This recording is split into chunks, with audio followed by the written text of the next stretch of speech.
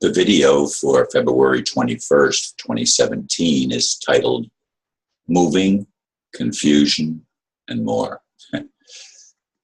If things go as planned, this will be the last video I record from my son's guest bedroom. We're planning to move me into my apartment later today. Of course, any move like this creates a lot of confusion, which is even more true in this case, since the move involves going through my stuff that I haven't seen in over a year. Getting my apartment organized will continue to be challenging.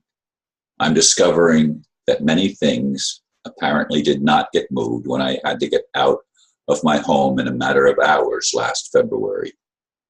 I do not have a table and chairs to sit on and eat.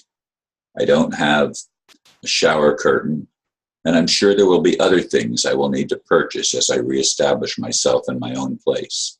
For me, it is physically exhausting and emotionally draining. Once again, I ask my friends to pray for me as I pray for strength needed to complete this step in my life. I've already been up for over 2 hours, or awake for over 2 hours. I didn't get out of bed right away. I laid there for better part of an hour before I finally had to get up to go to the bathroom. But in any case, I have a lot on my mind. It's been a challenging couple of weeks, actually, this whole process of being told I could move at a certain time and then having it delayed, and then being told that I couldn't move my stuff in till the following week because I didn't want to do it on a weekend. And there's just been one challenging situation after another, and it hasn't gone as smoothly as I'd like, and I have to depend on, of course, other people to help. I can't do everything myself.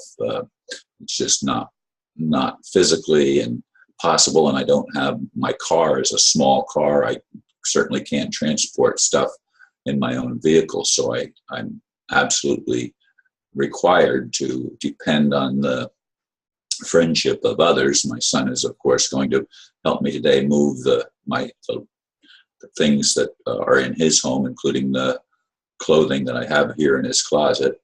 And I've rediscovered that I've got everything out of storage and put into my other closet in the other location.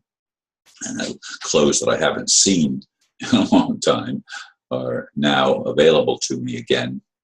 But there's just a lot of work. And then tomorrow, Tom Pope, who is the minister of the Methodist Church that I go to, is going to help me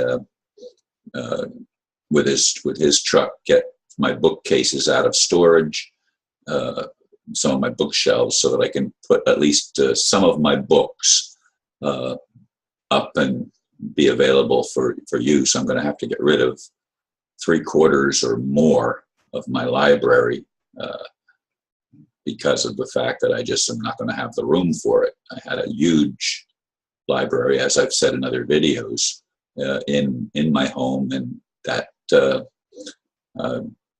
is not going to be able to be carried forward. So I'm going to have to eliminate probably 75 to 85% of my total library. I'm going to have to give away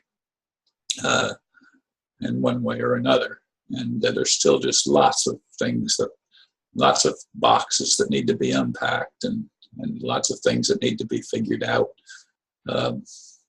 So again, I ask for prayer.